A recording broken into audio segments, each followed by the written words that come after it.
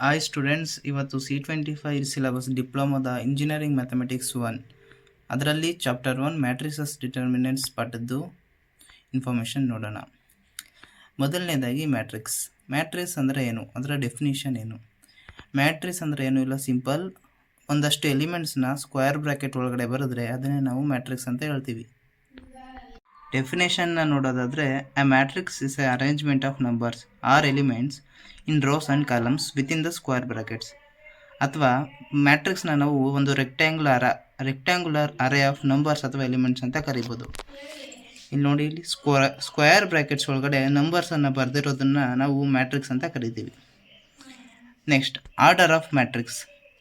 Matrix having m rows and n columns is the order of m into n. Total number of elements in matrix are m into n. ಈ ಎಕ್ಸಾಂಪಲ್ನೇ ನಾವು ತಗೊಳ್ಳೋದಾದರೆ, ಇದನ್ನು ನಾವು first row ಅಂತ ಕರಿತೀವಿ, ಇದನ್ನು second row ಅಂತ ಕರಿತೀವಿ. ಇದನ್ನು ಫಸ್ಟ್ ಕಾಲಮ್ ಅಂತ ಕರಿತೀವಿ, ಇದನ್ನು ಸೆಕೆಂಡ್ ಕಾಲಮ್ ಅಂತ ಕರಿತೀವಿ. Row into column, first number ರೋನ ಇಂಡಿಕೇಟ್ ಮಾಡುತ್ತೆ, ಸೆಕೆಂಡ್ ನಂಬರು ಕಾಲಮ್ನ ಇಂಡಿಕೇಟ್ ಮಾಡುತ್ತೆ. ರೋ ಇಂಟು ಕಾಲಮ್ ಬರೆಯೋದನ್ನ ನಾವು ಆರ್ಡರ್ ಆಫ್ ಮ್ಯಾಟ್ರಿಕ್ಸ್ ಅಂತ ಕರಿತೀವಿ. ಇದ್ರೊಳಗಡೆ ಎಷ್ಟು ಎಲಿಮೆಂಟ್ಸ್ ಇದೆ ಅಂತ ಗೊತ್ತಾಗಬೇಕಂದ್ರೆ ನಾವು ಇದನ್ನು ಮಲ್ಟಿಪ್ಲೈ ಮಾಡಿದ್ರೆ ಗೊತ್ತಾಗುತ್ತೆ. 2 × 2 = 4 ಎಲಿಮೆಂಟ್ಸು ಈ ಮ್ಯಾಟ್ರಿಕ್ಸಲ್ಲಿ ಇದೆ. ಅದೇ ಥರ ಇನ್ನೊಂದು ಎಕ್ಸಾಂಪಲ್ ನೋಡೋದಾದರೆ, B = 1 2 4 3 1 2 ಅಂತ ತಗೊಂಡಿದ್ದೀವಿ. ಇದನ್ನು ಫಸ್ಟ್ ರೋ ಅಂತ ಕರಿತೀವಿ, ಇದನ್ನು ಸೆಕೆಂಡ್ ರೋ ಅಂತ ಕರಿತಾ ಇದ್ದೀವಿ. ಇದು ಫಸ್ಟ್ ಕಾಲಮ್ ಆಗುತ್ತೆ, ಇದು ಸೆಕೆಂಡ್ ಕಾಲಮ್ ಆಗುತ್ತೆ, ಇದು ಥರ್ಡ್ ಕಾಲಮ್ ಆಗುತ್ತೆ. ಈಗ ಮ್ಯಾಟ್ರಿಕ್ಸಲ್ಲೇ ನಾವು ಟೈಪ್ಸ್ ನೋಡೋಣ. ಮೊದಲನೇದಾಗಿ ರೋ ಮ್ಯಾಟ್ರಿಕ್ಸ್. ಆ ರೋ ಮ್ಯಾಟ್ರಿಕ್ಸ್ ಅಂದರೆ ಏನೂ ಇಲ್ಲ, ಸಿಂಪಲ್. ಅದರಲ್ಲಿ ಬರೀ ರೋ ಮಾತ್ರ ಇರುತ್ತೆ, ಕಾಲಮ್ ಇರೋದಿಲ್ಲ. A matrix having only one row is called as row matrix. Example ನೋಡೋದಾದರೆ 8 1 5 ಇದೆ. ಇದರಲ್ಲಿ ಕೇವಲ ಒಂದು ರೋ ಇದೆ. ಕಾಲಮ್ 3 ಇದೆ, ಬಟ್ ರೋ ಮಾತ್ರ ಒಂದೇ ಇದೆ. ಆರ್ಡ್ರ್ ಏನಂತೀವಿ, ರೋ ಇಂಟು ಕಾಲಮ್ 1 × 3. ಇನ್ನೊಂದು ಎಕ್ಸಾಂಪಲ್ ನೋಡಿದ್ರೆ ಇದರಲ್ಲೂ ಅಷ್ಟೇ, ಕಾಲಮ್ಸ್ 2 ಇದೆ, ಬಟ್ ರೋಸ್ ಮಾತ್ರ ಒಂದೇ ಇದೆ. ಒಂದೇ ರೋ ಇರೋವಂಥ ಮ್ಯಾಟ್ರಿಕ್ಸ್ನ ನಾವು ರೋ ಮ್ಯಾಟ್ರಿಕ್ಸ್ ಅಂತ ಕರಿತೀವಿ.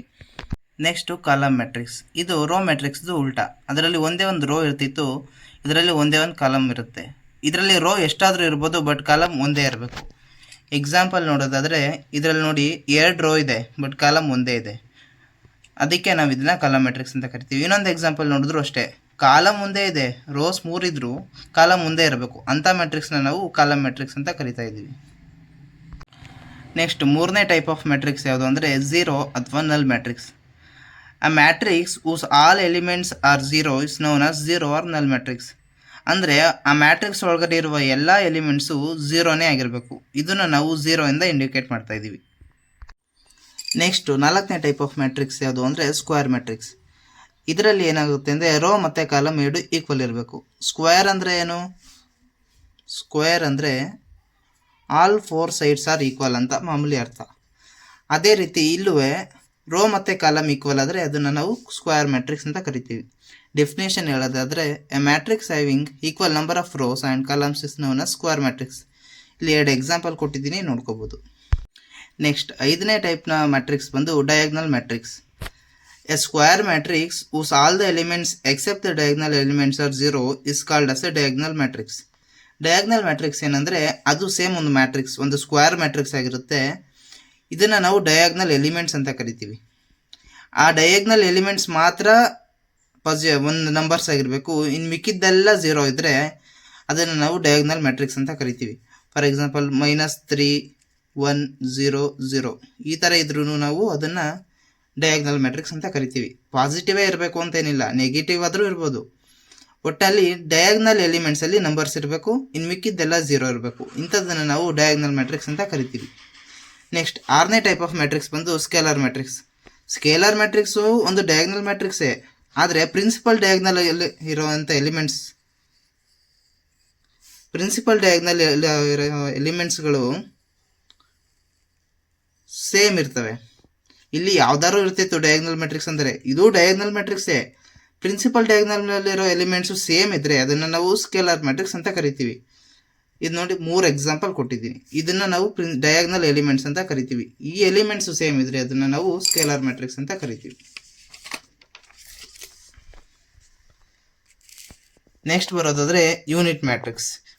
ಯೂನಿಟ್ ಮ್ಯಾಟ್ರಿಕ್ಸ್ನ ನಾವು ಐಡೆಂಟಿಟಿ ಮ್ಯಾಟ್ರಿಕ್ಸ್ ಅಂತಲೂ ಕರಿತೀವಿ. ಇದು ಒಂದು ಸ್ಕ್ವೇರ್ ಮ್ಯಾಟ್ರಿಕ್ಸ್. ಸ್ಕ್ವೇರ್ ಮ್ಯಾಟ್ರಿಕ್ಸ್ ಅಂದರೆ ಏನರ್ಥ? ರೋ ಮತ್ತು ಕಾಲಮ್ ಎರಡು ಒಂದೇ ಆಗಿರಬೇಕು ಅಂತ ಅರ್ಥ. ರೋ ಇಂಟು ಕಾಲಮ್ಸ್ ಇದೆರಡು ಸೇಮ್ ಇದ್ರೆ ಅದನ್ನು ಸ್ಕ್ವೇರ್ ಮ್ಯಾಟ್ರಿಕ್ಸ್ ಅಂತ ಕರಿತೀವಿ.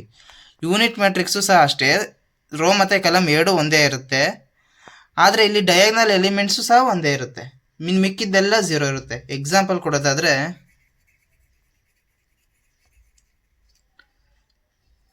1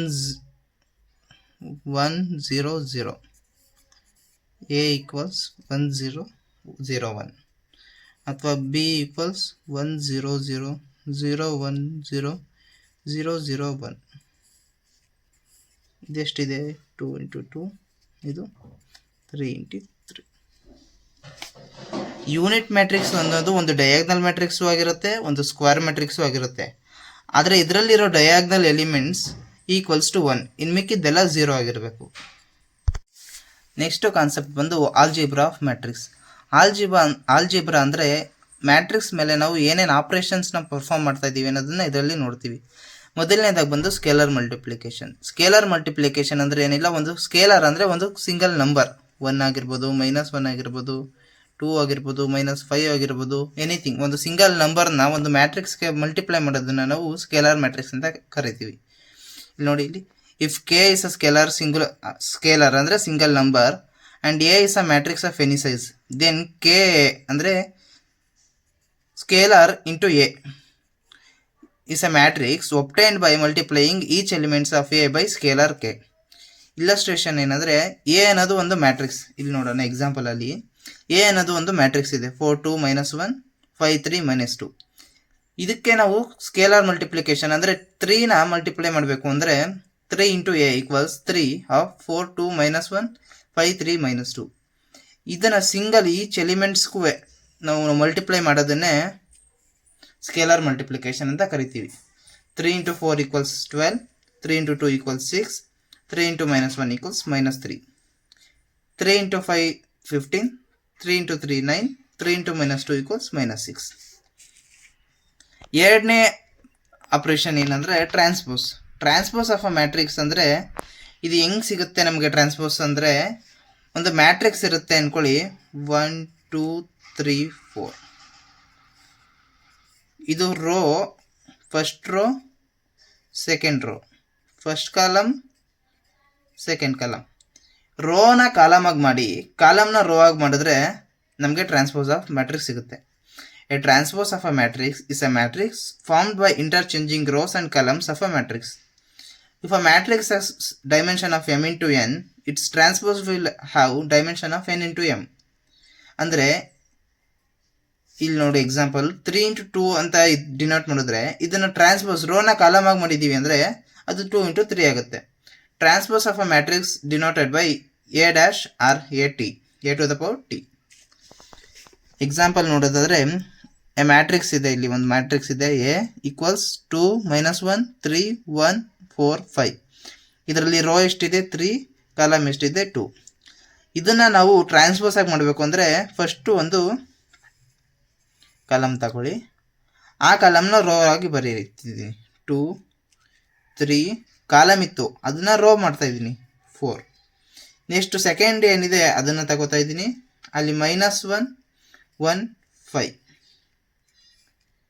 ಡಿನೋಟ್ ಮಾಡೋದಂಗೆ a to the power t ಅಥವಾ a ಟು ದ ಪವರ್ 1. ಇದು ನೋಡಿ 3 ರೋ ಇತ್ತು, 2 ಕಾಲಮ್ ಇತ್ತು. ಇದು ಉಲ್ಟಾ ಆಗಿದೆ, 2 ರೋ ಇದೆ, 3 ಕಾಲಮ್ ಇದೆ. ರೋ ಇಂಟು ರೋ ಮತ್ತು ಕಾಲಮ್ನ ಇಂಟರ್ಚೇಂಜ್ ಮಾಡೋದನ್ನು ನಾವು ಟ್ರಾನ್ಸ್ಪೋಸ್ ಆಫ್ ಅ ಮ್ಯಾಟ್ರಿಕ್ಸ್ ಅಂತ ಕರಿತೀವಿ. ಇನ್ನು ಮುಂದೆ ಕಾನ್ಸೆಪ್ಟ್ನ ನೆಕ್ಸ್ಟ್ ವೀಡಿಯೋದಲ್ಲಿ ಹೇಳ್ತೀನಿ. ವಿಡಿಯೋ ಇಷ್ಟ ಆಗಿದರೆ ಲೈಕ್ ಮಾಡಿ, ಶೇರ್ ಮಾಡಿ, ನಿಮ್ಮ ಫ್ರೆಂಡ್ಸ್ ಜೊತೆ ಶೇರ್ ಮಾಡಿ, ಸಬ್ಸ್ಕ್ರೈಬ್ ಮಾಡಿ. ನೋಟ್ಸ್ ಬೇಕಂದರೆ ನಾನು ಕೊಟ್ಟಿರೋ ಡಿಸ್ಕ್ರಿಪ್ಷನಲ್ಲಿ ಗ್ರೂಪ್ ಲಿಂಕ್ ಇದೆ, ಗ್ರೂಪ್ಗೆ ಜಾಯ್ನ್ ಆಗಿ ಅಲ್ಲಿ ನೋಟ್ಸ್ ಸಿಗುತ್ತೆ.